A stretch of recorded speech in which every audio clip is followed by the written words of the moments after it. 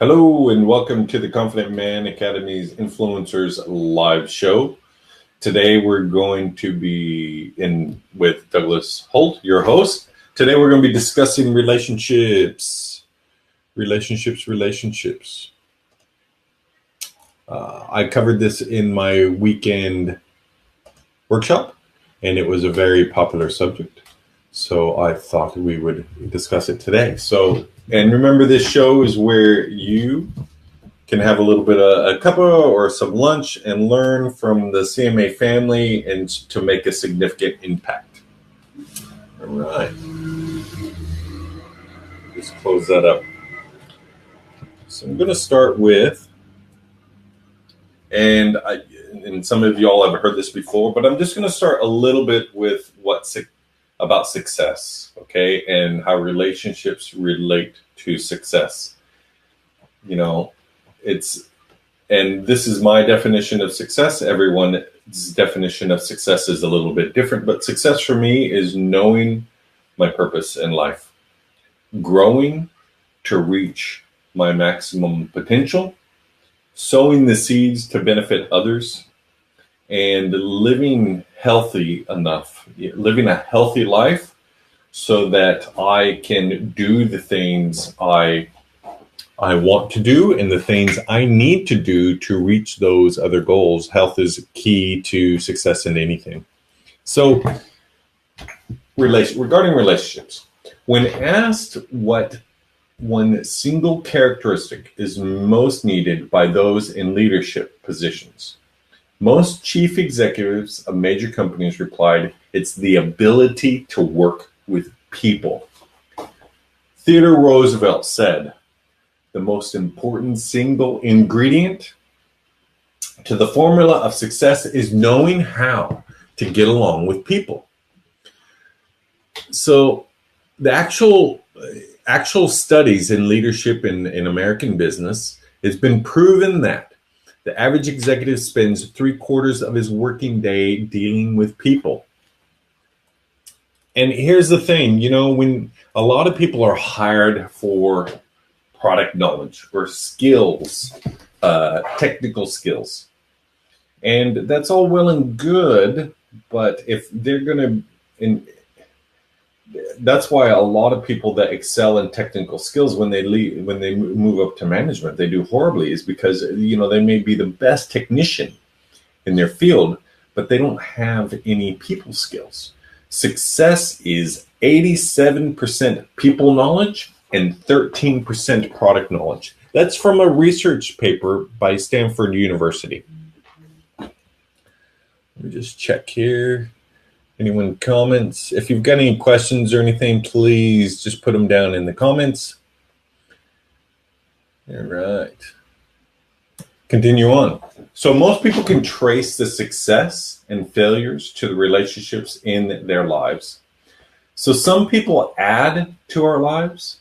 Some people subtract from our lives.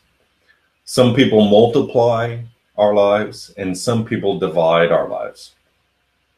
So you may be going, okay, Doug, why should I be listening to you about relationships? What is it that you know that you can, how you can add value to, how I can add value to you in relationships? One thing I learned was about leadership in the Navy is very much there's a camaraderie, but in the Navy or even in non-for-profit organizations, particularly too, is that you have to build relationships and you have to find out what other people value, what motivates other people, because then and interests other people. Because it's not like the corporate world. You can't automatically give them, if you're the leadership and management, you can't give them a little bit more money. You can't even give them a little bit more time off. You're more restricted in the things that you do, and particularly in a non-for-profit, you have to give them work that they're interested in. Also, another reason I've been studying relationships for a while is because of, I had the love of my life, I had a family, and I had a marriage breakdown, and I did everything I could to save that marriage. And part of that was studying relationship books and studying psychology and how women and men think and how they love and not. And I read extensive books, Love and Respect by Emerson Eggridge, The 5 Languages of Love by Gary Chapman. Everyone communicates, few connect. I listened to a lot of Jordan Peterson on clinical psychology and gender thoughts or tendencies. I initiated counseling, long-term counseling, and learned a lot from that, and conflict resolution and how good questions to ask. Very good questions to ask. So that's a little bit of how I've come to understand the value of relationships. Down here. All right. So I'm going to bring up my little slideshow here.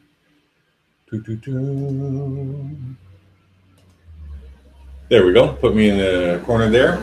And so this is a quote,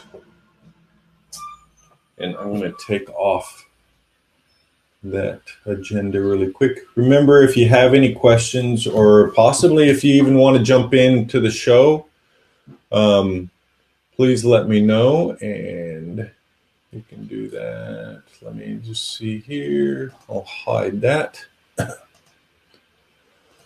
There we go. All right. All right, relationships. Okay, so from Bonnie Ware's 2012 book, The Top 5 Regrets of the Dying, she wrote a book, and she was a nurse, and she took care of dying people, and she interviewed them for this book on, what were their top regrets. And one of them was, I wish I stayed in touch with my friends. Excuse me. So we're going to cover here why are relationships so important. Well, that number one there was less regrets in life. Who wants to have regrets in life? You want to live a life full of joy and fulfillment, full of peace and happiness and more security and more family and better relationships, more friends. So you have to invest in relationships to do that. Most definitely. All right. More success. Just like I just covered the quote from Theodore Roosevelt and from the top executives in a lot of American companies, a lot of Australian companies too, I would say companies worldwide, is that a major part of success is building good relationships. All people need something. All people want something, and all people want connection. And so, hey, Wendy, thanks for the thumbs up. So it's very important that we understand why the relationships and relationships why we're investing in them, and they can bring us success. And with that success also comes more prosperity. And when I'm looking at that though too, I'm talking about if you see business partners or employees or clients, if they're struggling, if their productivity is going down, then you need to sometimes look past just that business relationship sometimes and see if there's any help that you could help them out. Otherwise, the number one loss of productivity in an employer, the number one cause of loss is because of difficulty with a personal relationship at home. And that spills over into the business, and they're distracted. And then those relationships start to fall apart too. So it behooves businesses, business owners, corporations to train their leadership within the company to look out for when these issues are addressed and see if there's anything they can do. Because when they help their employees in their personal relationships at home, they're helping their productivity at work, helping the culture in the business at work, which flows down to more prosperity, better profits. It just makes sense. More joy and fulfillment, that will go along with the less regrets in life, because we all need someone. And better health. It's been shown many, many, many times that those in steady, long-term, good relationships live longer, live healthier. Those who are isolated and alone and do not have many friends or intimate relationships or close business relationships, they don't live as healthy as the rest of us do that do have good relationships. So when you have a strong family life, you receive the message that you are loved, cared for, and important. The positive intake of love, affection, and respect gives you inner resources to deal with life more successfully. So do you get that? It gives you the inner resources to deal with life more successfully. Life in general as a whole. That's what I'm talking about. Talking about it. All right. What's the next one here? Okay. So this is the relationship inventory. You can, if you want, it's good to go down. I've actually got one of these. I actually hand out quite a bit. So I'm going to go through 10 questions here, and it's a relationship inventory. And you can rate yourself as 1 as always, or 2 as or 5 as never, 1 through 5. Just to kind of help you gauge on how you're doing. But it's also the relationship rules. So, and we'll discuss those. Right. Yes, not just in business. I thank you, Irini. I'm going to show your comment there really quick. So yes, not just in businesses, other places too, in schools, hospitals, etc. Your organization. So it is at home. I'm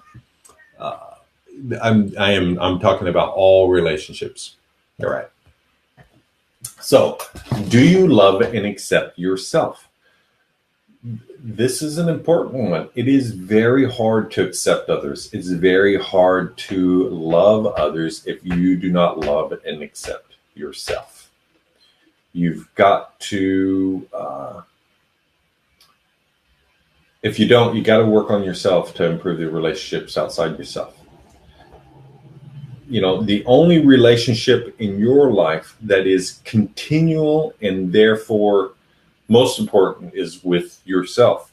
So the first person you need to get along with is you. All right. All right. Oh. The next one is, do you put energy into being likable? How do you, this was a question for me a while back ago. It's like, okay, I wanted, I needed more friends. I wanted more friends. I was lonely, and I'm like, okay, how do I get more friends? And it's like, well, you need to be a better friend. That's how you get more friends. You need to put energy into being likable. You need to be a friend to others, and then others will respond to being a friend to you. So put energy into being likable. Smile, be likable. You know what you need to do for that. Do you remember people's names? Do you remember people's names? Anybody got tricks out there for remember people's names? One of mine, a few of mine is, of course, getting to them to say their name 3 times somewhere in the conversation, or introduce and going, hey, so that was Sherry, right? Okay. And, and another one that I like is, how do you spell that? How do you spell that name? And even if it's a common name, like Douglas, can you go, oh, okay, how do you spell that? Is that with 1 S or 2 S's? Or Linda, is that with an I or a Y? It's always good to do that. And another thing you can do is, that I like to do, is if they've got the same name as a celebrity you might know, somebody famous, or just an author that you read, their face, or someone else So the new person, you in your mind, in your mind's eye, you see them with the other person of the same name, and that'll help solidify that name. Also, if you're looking at your Facebook group or your meetup groups, Scroll through your members, look at their faces, look at the names, so that when you go up to the meetup or a networking event, you will be more likely to recognize them and remember their name. Although not everybody looks like their pictures and their profile pictures, do they? They don't. They don't. Okay, you focus on people's interests? Focus on their interests, not your own. You've got 2 ears, 1 mouth. Listen more, twice as much as you speak. I will, let's see, hold on here.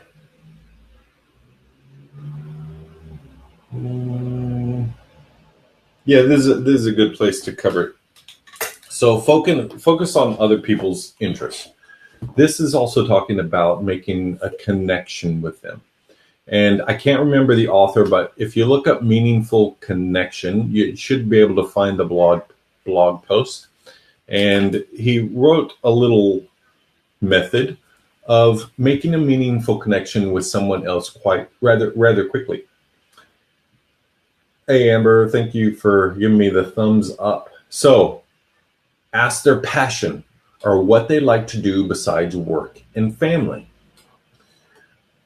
And they're going to reply with something still fairly usual, like travel or books or food, common hobbies, sports.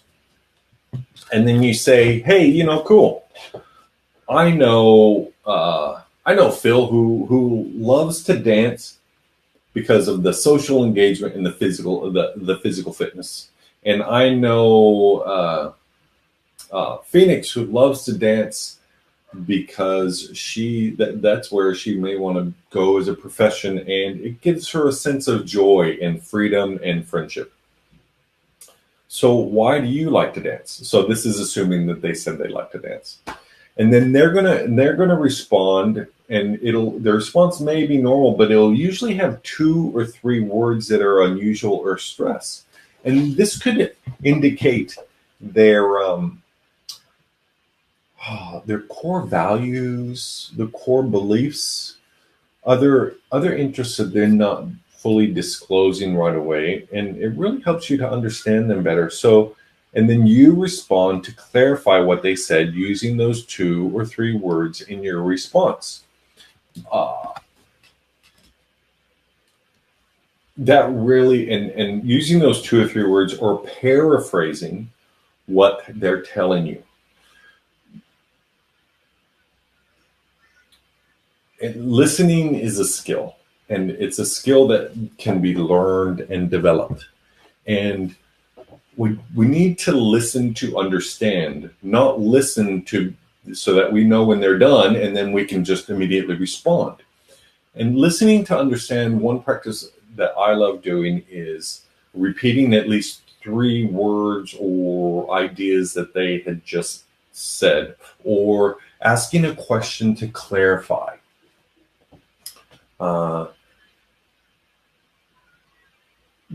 Or paraphrasing, because a lot of times what someone says and what we hear is not the same thing. And when we respond by going, okay, let me get this right. You believe blah, blah, blah. And if you're correct, then it shows understanding. If you're not, then they will clarify. But it does help them know that you're actually listening, that you're actually showing interest. And it also helps you remember the conversation and remember people and what's important to them. All right. Do you request the help of others? This is one that I do not do well on. I'm quite independent, and I feel bad when I feel that I have to ask for other people's help, and I don't know why I do, but I do. But showing help also shows your belief in them, that you're not perfect, that you do need their help, that you need them, and everybody wants to feel needed. Asking for help shows that you believe in their wisdom and their guidance or their capabilities. it's strange. Well, not strange. It may be common sense to most, but it wasn't to me, in that asking people for help actually usually never damages a relationship, except if you do it, extensively. But it usually helps build relationships much better, and it makes life for them and yourself much better. So, do you add value to people? Oh, sorry. Let me just check this here really quick.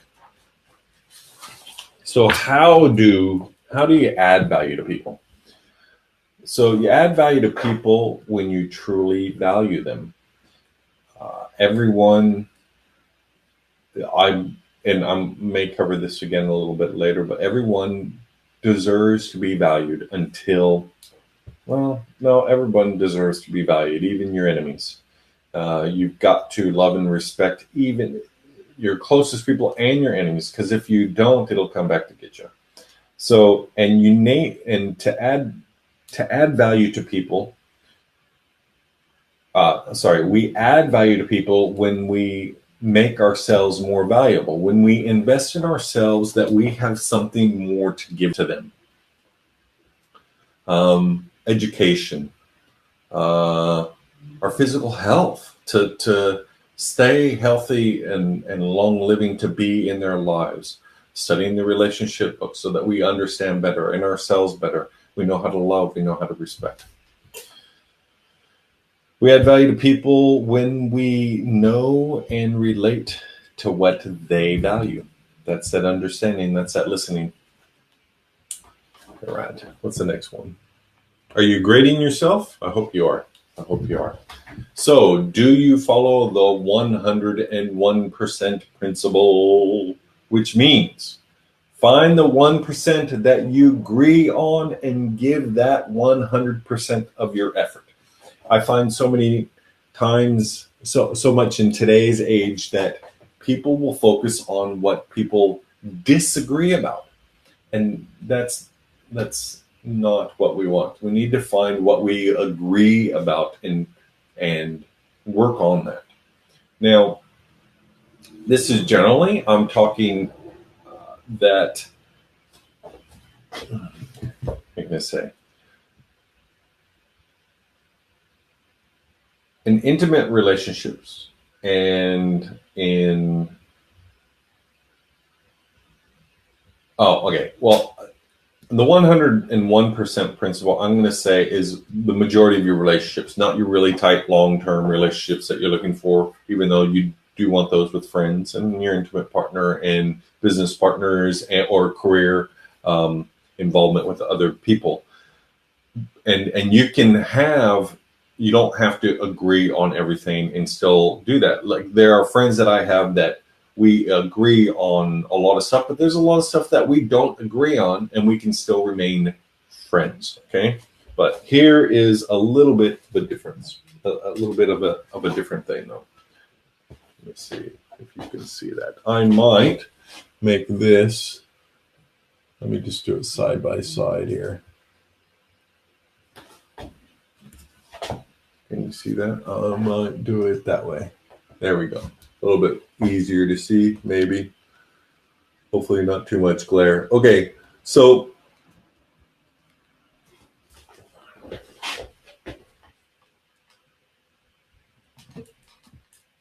this is the starting points of relationships, the end of relationships here.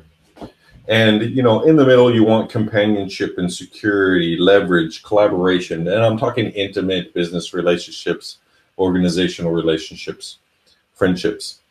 And when we start over here, it's usually for comfort or quick fix or, some, we're trying to get something, right?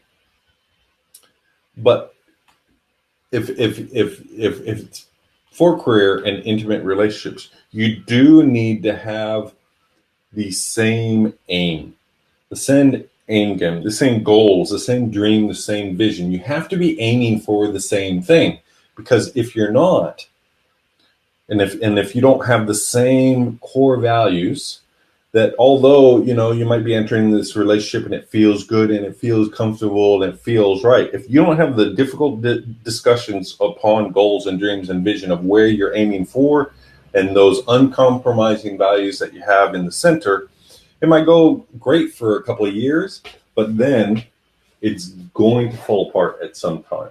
And I would rather have those difficult, and I wish I'd known this when I was younger. I wish I would. Would rather have those difficult conversations in the beginning. Maybe sacrifice some comfort. Maybe sacrifice, and you may sacrifice that relationship, but it's better than going into a long-term relationship and going, 5 years into it to 10 years into it, and then having an issue come up where you will not compromise or realize that you all are not headed in the same direction, and it breaks down, and it's more painful, and it's more struggle to separate, and it makes life a lot more difficult. If you have the difficult part in the beginning, a little bit of pain, a little bit of difficulty in the beginning, it'll save you a lot of heartache later on. And it will ensure that you're not wasting a lot of time and resources investing in the wrong things. This is vitally important. If I'd known this when I was young, I wish I knew this when I was young. All right, what's the next one? Oh, sorry, let me just get back to my PowerPoint here. All right. Do you love people more than opinions? This is talking a little bit also about conflict resolution. In conflict resolution, you always need to address the issue, not the person. Remember that. Address the issue, not the person. Love people more than your opinions. All right. And number 9. Do you follow the golden rule? Treat others as you wish to be treated. Follow the golden rule. Treat others as you wish to be treated. And number 10, do you try to improve your relationship skills?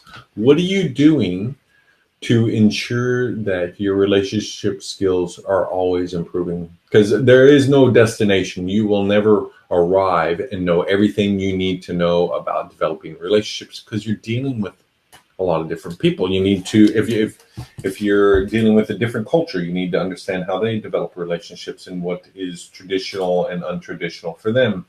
If you're bringing children into the situation, there's a love and respect for the family. There's 5 love languages for the family, and understanding the languages with your children.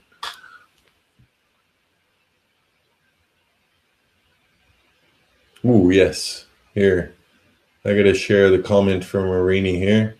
So hard to know how to do this when you are younger. Basic communication skills, are deteriorating. Yes, and it's up to you and I to ensure that we understand, because no one really taught me that, hey, before you're thinking about marrying someone, before you're thinking about career or a business partnership, you need to ensure you've got those difficult conversations that I discussed for. Aiming for the same place, the same. Now, so we all have values, and our values do shift at times, but fundamentally our values don't shift all that much. And we have some uncompromising things that we will never change. And you need to have those difficult conversations. You need to write down, what are those things that you are not willing to change? Because, and here's the thing, you may not know that in 5 years you're going to be dealing with that issue, and the other person is going to believe something totally different, and then totally break that down. All right. Let's see. Oh, how to improve your relationship skills. All right. At home. Well, okay, think about this. When do you develop most of your intimate uh, relationships, your friendships? Where did you more likely meet your spouse? It's usually at school, either secondary school, tertiary school, university, whatnot. A lot of people, it's at work. And that's because you're growing together, you're learning something together. There's a hint there, is like, if you want to continue to have that bond, that even that excitement, that interest, that understanding of each other, grow together, do a book study together, continue on learning together. At work, bring in training, health training, leadership training, communication training, whatever you can do that will greatly improve your business and your home life, is growing together. Continue to learn. Learning does not stop at school. You never stop learning. Never stop learning. And that's a discussion too that you should have, is like, do they continually want to grow? Do they continually want to learn? Are they willing to make that sacrifice to you? And I'm only talking, you can 30 minutes. Well, I would say I would invest at least 90 minutes a week, read 30 minutes of a book together. You don't have to read it together, but you both read 30 minutes of the same book or whatnot, or even at work, and then discuss it for 60 minutes. And maybe assign something that you can do, a task to implement what you just learned. And then the following week, discuss it. I mean, it's just doing that is priceless. It is. It is. All right. So in summary, how much time I got? Yeah, pretty good. All right. In summary, goals, common goals, vision, dreams, very important. Discuss them. Have that difficult conversation. Uncompromising values. Oop. Gotta share that one. Games can help too. Most definitely. Thank you, Irene. Games. What types of games? Oh, okay. Yeah. I understand. Yeah. There'll be, wonder, copy link. Team chat. Yeah. Wait, how did I close that? Anyways, sorry. Oh yeah. Well, there are games out there that help you talk about relationships. I even have a leadership game that helps you talk about relationships. And there's lots out there. Feeling games too. Oh, okay. Cool. Thank you for sharing. I'll have to look those up. We might have to do a game review on building relationships. That's a good idea, actually. I'm going to write that down. Relationship games.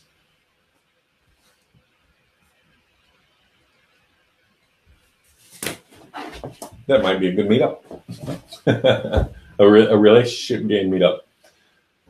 All right. Values, uncompromising values. You need to write down what your uncompromising values are and then discuss them, because you don't want to go 5-10 years down the road and find out that you don't have the same values. And if you're not going to compromise on it and they're not going to compromise on their opposing view, it can destroy that relationship. And you've invested 5 or 10 years into it, or even longer. Listening to understand. I discussed this a little bit. Paraphrasing, repeating the last 3 things that they said, but paraphrasing is the best way, because it helps you ensure that you're hearing what they are saying and that they're hearing what you're saying. This was like when I went to counseling, oh man, it was gold, because so many times I would say something and the other person would paraphrase, and what I said was definitely not what they heard. Love and respect. I always cover this. One of my favorite books is Emerson Eggridge. He, from 30 years of counseling and research, it has been found, okay, so generally in society, it is expected that everyone displays love, okay, towards each other. But it doesn't seem that we're expected to show respect to everyone. You know, it's kind of said that respect is earned. And I would say that is a horrible way to think about it. Because here, okay, here's the thing. Okay, both men and women want and desire love and respect. But here's the thing. Women want love more than respect. And men want respect more than love. Okay?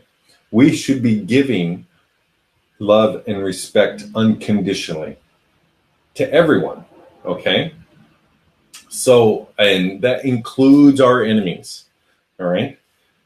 Here's the thing. So if someone shows love, the other person will usually respond either with love and or respect.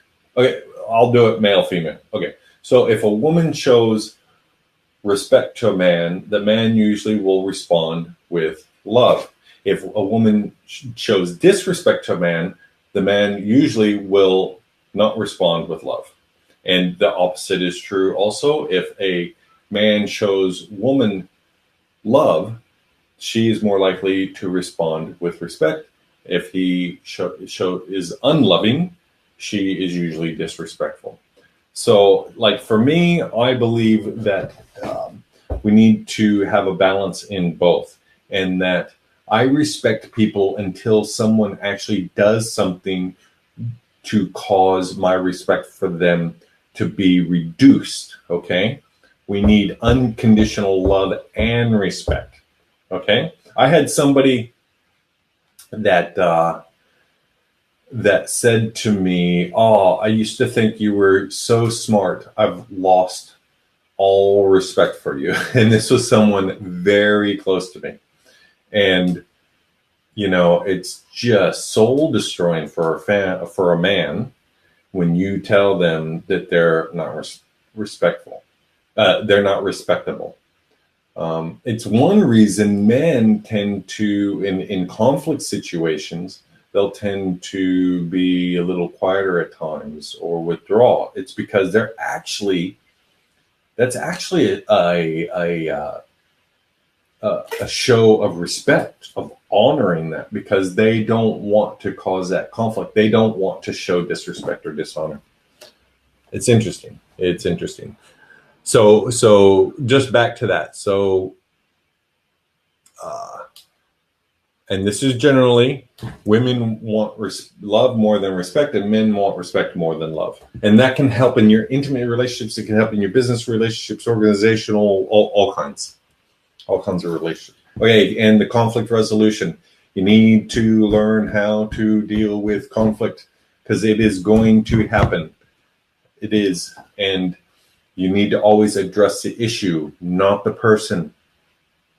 It's kind of like failure. Failure is an event, not a person. Same thing with conflict resolution. People address the issue, not the person. Take responsibility for yourself. The only way you can ever resolve things, you can't change anyone but yourself. You have to take responsibility, not be the victim, and not play the blame game. It doesn't help. If you play the victim and you play the blame game, you're giving up control. Can't do that. All right. And meaningful connection, actually. Okay, so I already went over the meaningful connection spot. If you missed it, go back.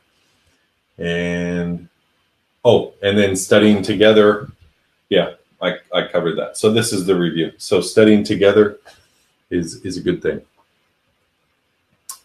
If you show people how much you care and ask questions in a non-threatening way, which is a tough one, you got to learn the indirect approach. You'll be amazed at how much they'll tell you. There, you do have to approach things indirectly, and it's a tough one for me. I'm kind of a straight shooter, and it can put people off or defensive, bring walls up. And if you are a straight shooter, that's a good thing, but you need to go, okay, if I'm shooting straight here, is it in love, and how's the other person going to take it? They may not take it like you take it. So make sure you're using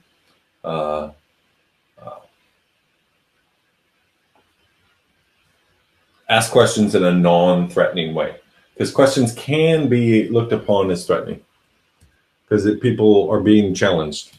Okay, well, that wraps it up for today's CMA Influencer Show. I hope you enjoyed it on relationships. I hope you learned a little nugget that you could take away and apply this week.